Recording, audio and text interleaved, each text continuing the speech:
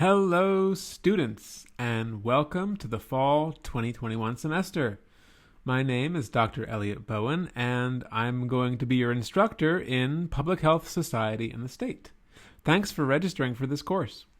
In this video, I just wanted to walk you through the syllabus, spending some time talking about the various assignments you'll complete over the course of the next 15 weeks, and also giving you a bit of a feel for what this course is all about. First and foremost, let's talk about grading. As you can see from this slide, your grade is based on your performance in 4 different kinds of assessments. Participation, which is worth 30%, quizzes, also 30%, a research project, also 30%, and a presentation, which is 10%. In the slides that follow, I'll explain each of these different components of the course in a bit more detail. And let me begin with participation. In order to earn full marks here, you'll need to make 2 substantive posts per week. I'll explain what I mean by substantive in a minute, but first let me specify what exactly you have to respond to with your posts. Because actually your posts can be a number of different things, including a response to questions from a lecture video. Answering these is probably the easiest way to get your participation points. If you do this, please know that you don't need to respond to every single question in a lecture. Just pick one of them per post and respond to it in a detailed, evidence-filled fashion. But another thing you could respond to is another student's post. Let's say, for example, that as you are scrolling through our Telegram feed, you come across a classmate's post that you really like and you agree with it, or maybe you disagree with it. For your own post, you could indicate agreement or disagreement and then provide some additional evidence beyond what they wrote from lectures and readings to either substantiate your agreement or offer a different perspective. So long as you're providing new information, that's a perfectly valid post. Both are acceptable to disagreements and agreements. In other words, your posts can respond either directly to the lecture questions or to someone else's response to these. A third option would be to respond to a follow-up question from me, because throughout the week I'll be monitoring the discussion board, and from time to time I will interact with you. I'll jump in and make my own posts. Sometimes when I do this, I'll provide additional new information. I might include images or a bit of text or a link that gives you access to further source material. But some other times, I'll try to bring our assigned readings into the conversation. When I'm doing these things, I'll usually conclude with a new question that pushes us further into whatever it is we're already discussing. And you can respond to that too. If you do, you get full credit for it. So then, in terms of what you're responding to, you can see that there are 3 options. You can answer a question from the lecture video, you can respond to another student's post, or you can reply to a follow-up question from me. All are perfectly acceptable, and if you like, you can opt for a mix and match strategy when composing your posts. That is, maybe your first post is a response to a lecture question, the second a response to what someone else wrote. Or maybe your first post responds to one of my follow-up posts, and the second addresses something a classmate said. If you want to keep it simple, you can just respond to 2 questions from the lecture. All of these options are 100% okay, and they would make you eligible for a perfect score in participation in a given week. Okay, now, what do I mean when I say substantive posts? There's basically 4 things I'm looking for here. When I'm grading your posts, I will look to see if you are, first, being direct. By being direct, I mean that instead of sharing everything you know about the topic, you want to compose a response that is targeted, that focuses on a specific question, and that references that question, providing a kind of thesis statement in response to it that addresses what I've asked in a clear and straightforward manner. Second criteria, be specific. After declaring the main point that you want to make in a post, then I need you to proceed to discussing particular bits of evidence that supports whatever point you're trying to prove. You can include quotes from PowerPoints or from articles, other bits of course content. You can use images, you can insert links, you can have attachments to support the claim that you're trying to advance in the discussion. As much as you can, try not to generalize. We don't want your overall impression. We want you to delve into the details of the various sources that we are examining. Third, be brief. I do want us to get into the details and the specifics, but I also want you to keep your posts relatively short. Composing and uploading a mini essay every time you have something to say is probably only going to slow the discussion down. It's also going to prevent other people from contributing equally. Remember, there are lots of other people in this class, and the goal is to collectively, as a class, come to a holistic understanding of things. So you don't individually have to cover each and every aspect of our course content. In fact, I would prefer it if you talked about one thing in great detail and then let your classmates help you out with the other parts. The average text, I think, should be around 5 to 7 sentences. Lastly, be unique. As best you can, try to push the discussion along. You don't need to reiterate what other people have said. You want to make a new contribution with your post. You want to talk about sources that haven't been discussed yet.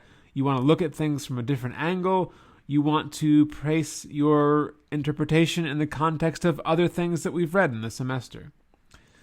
This is something that you want to strive for. We don't want to have the same post over and over again. We want to actually have a dialogue. This is an opportunity for disagreeing with other students. You can have intellectual arguments with other people, provided you do it in a respectful way. Okay, now that you've learned a little bit about participation, you might be wondering about these lectures. What are they? Where can I find them? What should I be doing while watching them?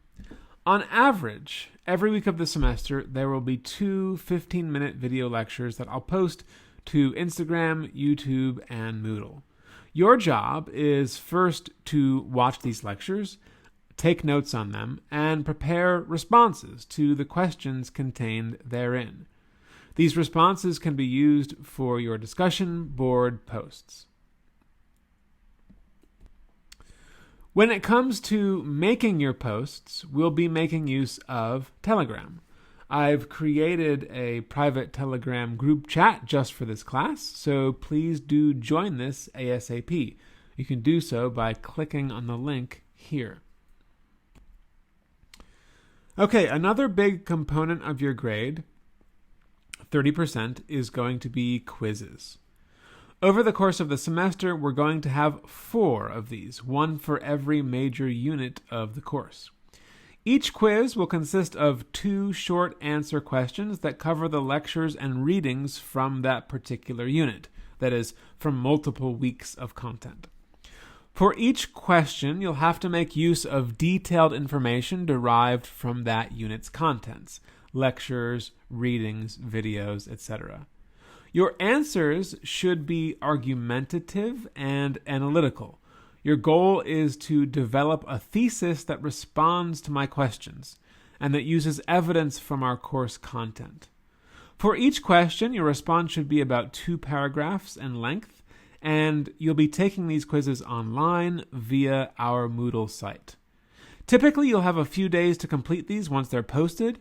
I usually post the quizzes on Thursday of a given week and give you until Sunday night to finish them.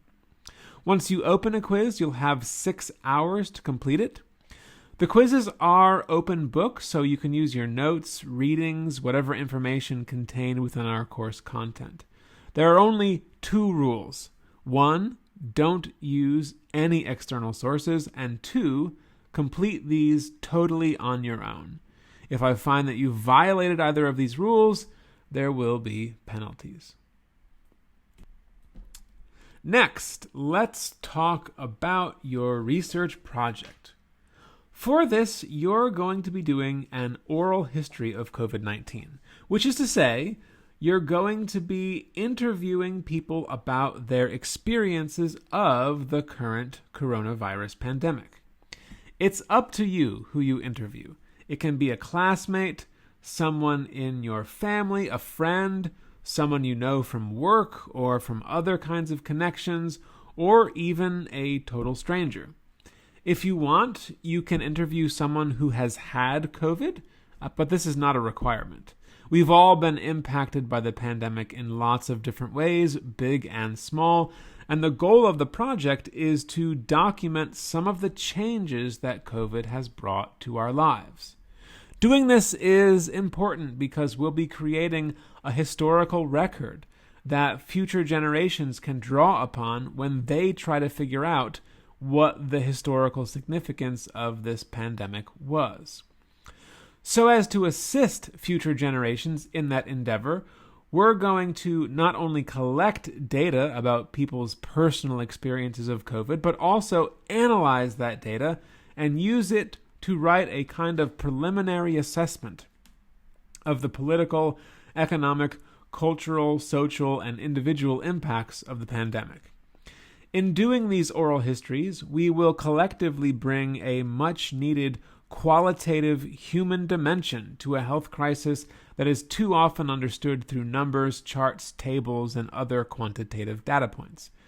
Doing this will be difficult because for many, many people, this pandemic has been a traumatic experience. But I also think doing oral histories will be very eye-opening, empowering, and useful. It might also even be therapeutic, both for us and the people we're interviewing. Your projects will be completed in 3 stages. In the second and third week of the class, we're going to acquire a basic working knowledge of oral history, what it is, how it works, why it's important.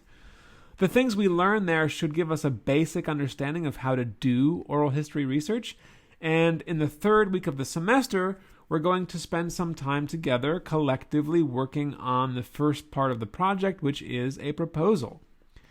In our private Telegram group, we'll try to come up with a list of questions we'd like to ask our interviewees, while also figuring out who to talk to, how to obtain informed consent, and how to complete a deed of gift, which gives you permission to transcribe and analyze data from an interview. For the second part of the project, you will actually conduct your interview, which is to be recorded and deposited in an archive I'll create on a shared Google Drive. You'll also need to submit a couple of other things to the shared drive, including a complete transcript of your interview, your narrator's completed consent form, and the completed deed of gift. The interview itself should be about 60 minutes long, and the transcript will need to be in English, although the language you conduct the interview in is up to you and your narrator. For the third part of the project, you'll compose a 2,000 to 2,500 word essay that analyzes your interview and combines it with information from other sources in order to say something about the historical impacts of COVID-19 in Kazakhstan. The final component of your grade will be a group presentation. For this, you'll work with 1 or 2 other students, and your goal will be to create a 15-minute PowerPoint video that provides an update on the current state of the COVID-19 pandemic. Your presentation can include some epidemiological data, like changes in morbidity and mortality rates, and can focus on any part of the world. But it should also engage our course themes. That is to say, it should provide some insight into the politics and history of public health. For this presentation, you'll need to do some outside research. You can make use of information derived from media sources, including TV and newspaper reports, from scholarly writings on COVID-19, from popular sources, including things you've seen on social media, or from anything else of interest that relates to the pandemic. Your presentation should be thematically coherent. That is to say, instead of focusing on a number of different things, it should be organized around one or two key ideas, which you will explore in a detailed fashion. Your presentation will also contribute to our weekly discussions, so please do include some questions for the rest of the class that we can respond to in Telegram or Instagram, which is where the videos will be posted. In the second week of class, I'll send around a sign-up sheet for the presentations. Basically, we'll have one of these every week of the semester. Prior to the date of your presentation, you'll need to meet with me for a formal consultation, just so I can see what you're planning and give you some advice. This assignment is worth 10% of your grade. Next, I want to talk a little bit about course policies, specifically with regard to assignments. In ideal conditions, all assignments would be due by the deadlines listed in the syllabus, but unfortunately, with COVID raging all around us, we are not living in anything close to ideal conditions. Though we are all doing our best to stay healthy, this disease is somewhat beyond our ability to control. And unfortunately, it does not seem that the pandemic is going to end anytime soon.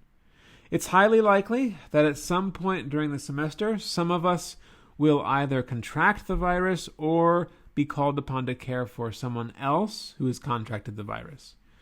Should either of these unwelcome scenarios come to pass, it's entirely reasonable to expect our priorities to shift away from academic concerns and toward the more pressing need of recovering health and or helping those entrusted to our care stay alive and get well.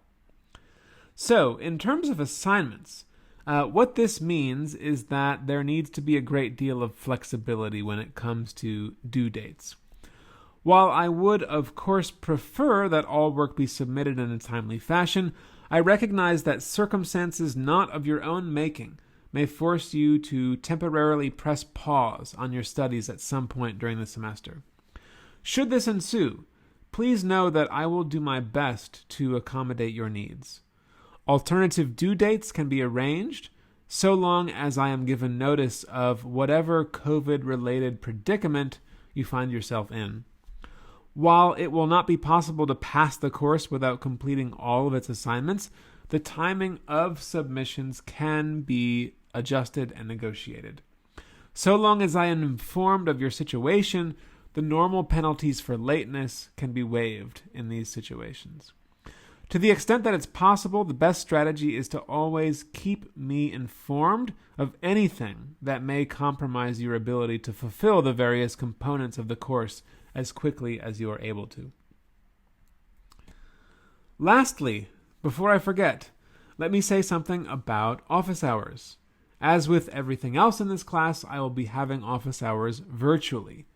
This semester, my office hours will be on Monday and Wednesday from 12 to 2 p.m. My office hours are the time when you can come see me about anything related to the course without the need to arrange a prior appointment. Of course, we can meet outside of office hours too, but for this, you need to set something up with me in advance, and please give me at least 24 hours advance notice if you want to do this. But within office hours, you can just drop in unannounced. These operate on a first-come, first-served basis. If you want to send me your questions by text, we can do that using the Telegram app, or through email, or through the Google chat room. If you want something that is a bit more face-to-face, we can also meet through Zoom. Really, whatever works best for you is okay with me. And please do take advantage of these office hours. They are really the only way to get a guaranteed immediate response from me on any questions you might have about the course. I will, of course, respond to questions asked outside of office hours, but for these, I will need more time, typically between 24 and 48 hours. So again, office hours are the time I have cleared in my schedule just to talk to you. Please make use of them. All right, with that, I think I've covered everything I want to about the syllabus, but please do make sure you give this a thorough read on your own and ask me whatever questions you might have about it. I'm really excited to be teaching this class. I'm looking forward to learning with you over the course of the next 15 weeks. I'll see you all real soon in our virtual classroom. Until then, be safe and be well. Bye-bye for now, everyone. Take care.